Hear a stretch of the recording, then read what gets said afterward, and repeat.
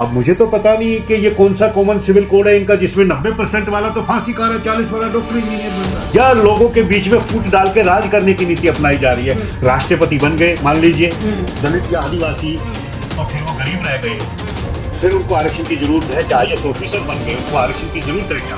Parliament के member बन गए, उनको आरक्षण की जरूरत है क्या? तो समझ से बाहर रेवड़िया बांटोगे तो पैसे लाओगे कहाँ से? जो ये सच्चा सेवक है, अगर भारत माता इसके कंधों पे सवार होगी तो दुर्गा बन जाएगी। कोई टूटने की तो बात छोड़ दो, अगर उस दुर्गा की तरफ किसी ने गलत नजर से भी देखा तो उसकी नजर, उसकी आंख निकाल दी जाएगी।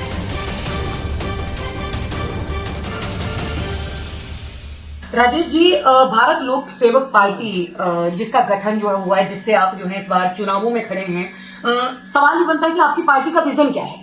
हमारी पार्टी का विजन ये है, जो ये हमारा भारत लोक है, कश्मीर से कन्याकुमारी तक, और जो इस लोक में रह रहे हैं, सबको जो है समानता का अधिकार होना चाहिए। किसी के साथ भी जाति या धर्म या क्षेत्रवाद के साथ कोई भेदभाव नहीं होना चाहिए। इक्वल राइट्स होने चाहिए।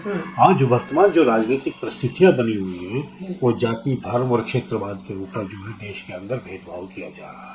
लेकिन अगर बात करें तो केंद्र सरकार, केंद्र में जो सत्ता में इस टाइम है बीजेपी पार्टी, लगातार जो है सिविल कोड की बात करती है, यूसीसी लागू करने की बात करती है, और अगर बात करें तो उत्तराखंड में लागू भी हुई, तो उससे कितना असर जो है वो, उससे आप संतुष्ट नहीं है कि यूसीसी अगर आएगा तो वो कहीं ना कहीं वो करेगा तो होगा? नहीं, मैं कॉमन सिविल कोड जो मैंने बात कही है आपसे, मेरा मतलब यही है कि समानता होनी चाहिए।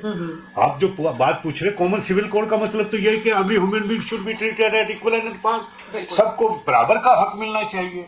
अब मुझे तो पता नहीं कि ये कौन सा कॉमन सिविल कोड है इनका जिसमें 90% वाला तो फांसी का रहा है, 40 वाला डॉक्टर इंजीनियर बन रहा है। क्या ये कॉमन सिविल कोड सही है? भाई जो मेहनती है, जो काम कर रहे हैं, उनको आगे आना चाहिए, यही होना चाहिए ना।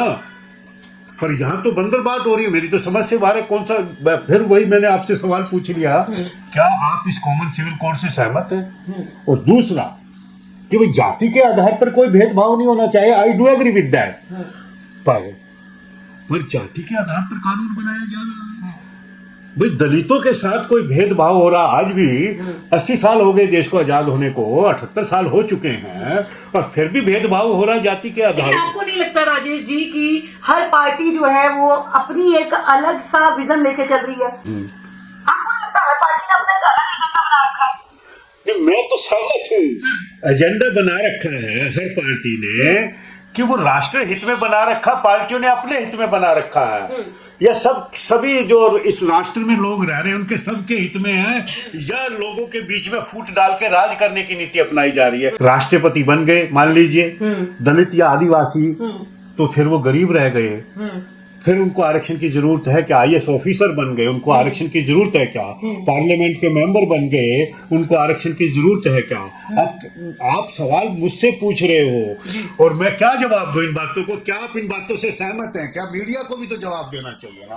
कोई हम तो सहमत नहीं है। हमने तो आपको बताया है कि किसी के साथ भी जाति के आधार पर, धर्म के आधार पर, क्षेत्रवाद के आधार पर, कलर के आधार पर कोई भेदभाव नहीं होना चाहिए। Every human being should be treated at equal and par। सब के सब जो है, मानव जितने भी है, सबको समानता का अधिकार होना चाहिए। खासकर इस भारत देश में क्या मनुवादी है, क्या अम्बेडकरवादी है, मेरी समझ से बाहर है। हर व्यक्ति को अपना धर्म अपनाने की जो है, उसकी जो अपनी मर्जी है, वो कोई कौन सा धर्म से संबंध रखता है, किस तरीके से पूजा पाठ करता, करे ना करे, लेकिन एक कॉन्स्टिट्यूशन है, जो संविधान है, उसमें सबको जो है काम करने का अधिकार है, और सबके साथ जो गलत काम करेगा उसको सजा मिलेगी। ये नहीं कि भाई आप तो हिंदू है, आप मुसलमान है, आपके लिए तो हिंदू है तो ये कानून है, और मुसलमान है तो ये कानून है। आप दलित है तो आपके लिए ये कानून है, और आप तिरक तलवार और तराजू से संबंध रखते हैं तो आपका ये कानून है। और मेरी तो समझ से भारत, आपने एक मुद्दा जो है वो इन चुनावों में ये भी उठा रखा है कि फ्री की रेवड़ी जो है वो नहीं होनी चाहिए। लेकिन जो जनता फ्री की रेवड़ियों से, अगर 10 सालों की मैं बात करूं, 10 सालों से दिल्ली खुश है उन्हीं फ्री की रेवड़ियों को पाकर। ये खुश है या ना खुश है, ये तो 8 तारीख को पता चलेगा। वैसे। लेकिन जो आपने सवाल किया है हमारी भारत लोक सेवक पार्टी को छोड़ के, बाकी अगर मान लीजिए 3 प्रमुख दल है दिल्ली में आज सब एक से बढ़कर एक दे रहे हैं। हाँ, तो कहीं ना कहीं जो बात आप कह रहे हो उनको ये सब लगता है कि जनता मुफ्त की रेवड़ियां चाहती है, काम नहीं चाहती। और मैं आपसे पूछना चाहता हूँ मीडिया वालों से, आप मेरी बात का बुरा नहीं मानेंगे, अगर मान लीजिए रेवड़ियां बांटेगी सब सरकार, दिल्ली का बजट 70 से 75 हजार करोड़ रुपए है टोटल, रेवड़ियां बांटने में 35 से 40 हजार करोड़ रुपया चले जाएगा। बाकी जो पैसा आधा बचा है उनसे जनता जो कर्मचारी हैं किसी भी डिपार्टमेंट के हैं उनकी तनख्वाहें और पेंशन भी पूरी नहीं होगी। कैसे तो नए अस्पताल बनेंगे, कैसे नए स्कूल कॉलेजेस बनेंगे, कैसे अंडरपास बनेंगे, कैसे ओवरब्रिज बनेंगे, कैसे सड़कें बनेंगी, कैसे नाले सफाई होंगे, कैसे यमुना की सफाई होगी, कैसे सीवर साफ होंगे। तो ये मुझे आप खुद लोग बताइए कि लोग रेवड़ियां चाहते हैं या काम चाहते हैं। अगर काम चाहते हैं तो अच्छे अस्पताल और स्कूल बनेंगे, उनको बनवाने में भी कर्मचारी लगेंगे, और फिर जब वो बन जाएंगे उसके बाद भी टीचर और डॉक्टर की जरूरत पड़ेगी और दूसरे कर्म, तो इससे उससे जो है एम्प्लॉयमेंट कम होगी, बेरोजगारी दूर होगी, लोगों को रोजगार मिलेगा। अब मेरी तो समझ से बाहर है, रेवड़ियां बांटोगे तो पैसे लाओगे कहाँ से, और फिर वो पैसे का टैक्स का दुरुपयोग है। मेरे विचार से रेवड़ियों की राजनीति सही नहीं है। जनता को काम मिलना चाहिए, लोगों को रोजगार मिलना चाहिए और लोगों की आमदनी बढ़नी चाहिए। अगर आप टैक्स का दुरुपयोग करोगे तो सरकार को उस टैक्स की भरपाई के लिए कोई और टैक्स लगाना पड़ेगा। जितना ज्यादा टैक्स लगेगा उतनी महंगाई बढ़ेगी, उतनी ज्यादा गरीबी, बेरोजगारी और भ्रष्टाचार बढ़ेगा। मेरा विचार तो ये कहता है। मुझे जो लग रहा है वर्तमान जो राजनीतिक पार्टियां हैं वो अपना हित ज्यादा देख रही है, देश का हित नहीं देख रही है। इसलिए हमने एक नई पॉलिटिकल पार्टी भारत लोक सेवक पार्टी बनाई है, जो कि सिर्फ और सिर्फ राष्ट्र का हित देखेगी। हमको हार मिलती है, जीत मिलती है, ये हमारे लिए बहुत महत्वपूर्ण नहीं है। हमारे लिए हमारा राष्ट्र का हित सर्वोपरि है और इसके लिए जनता को भी हम जागरूक कर रहे हैं।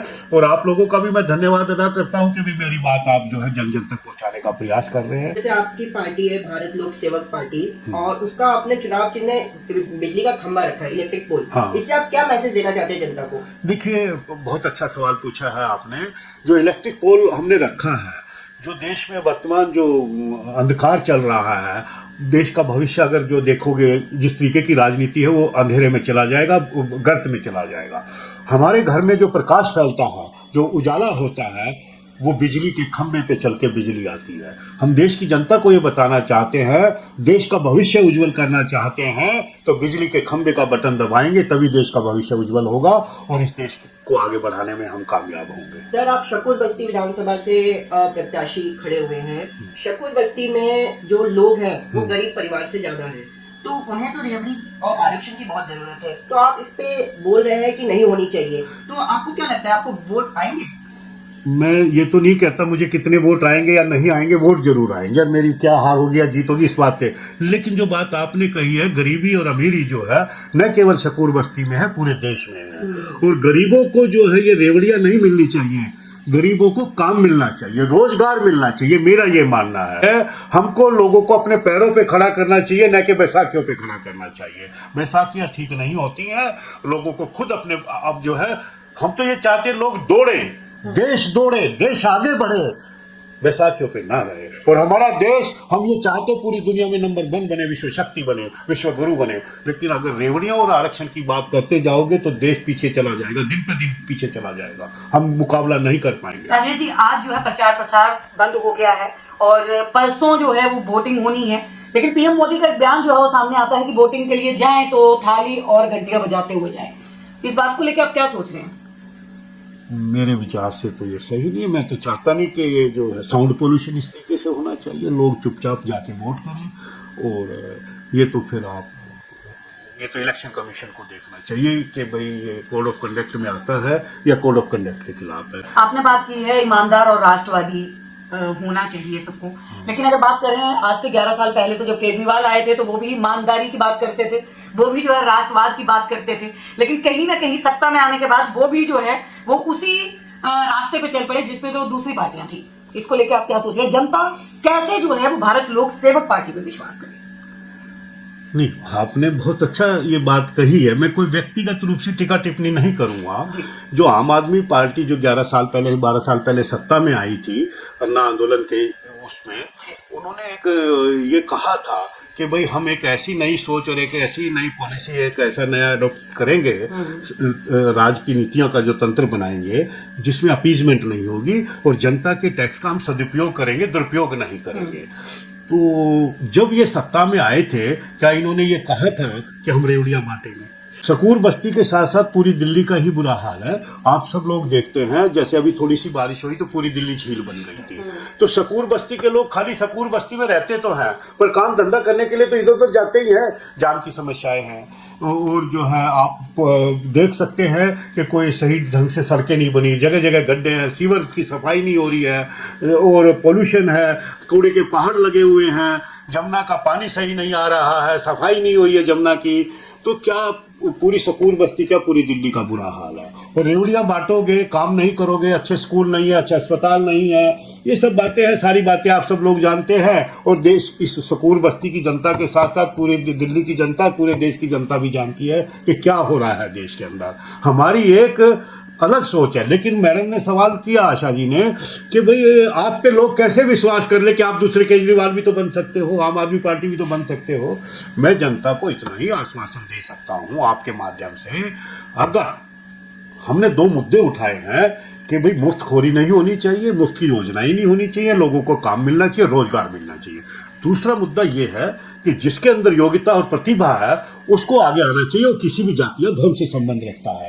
90% वाला फांसी खाए, 40% वाला डॉक्टर इंजीनियर बने, मेरी तो समझ से बाहर है ये। हम दोनों ही मुद्दों को लेकर चल रहे हैं और जनता फैसला करेगी कि हमारे मुद्दे सही है या गलत है। सकूर बस्ती की जनता को हमने ये संदेश दिया है, अगर आप रेवड़ी और आरक्षण के खिलाफ हैं तो आप हमें वोट कर दीजिए, नहीं तो जिनको भी आप, मेरे से जितने भी लोग मिले हैं वो कहते हैं रेवड़ी और आरक्षण खत्म होना चाहिए जी।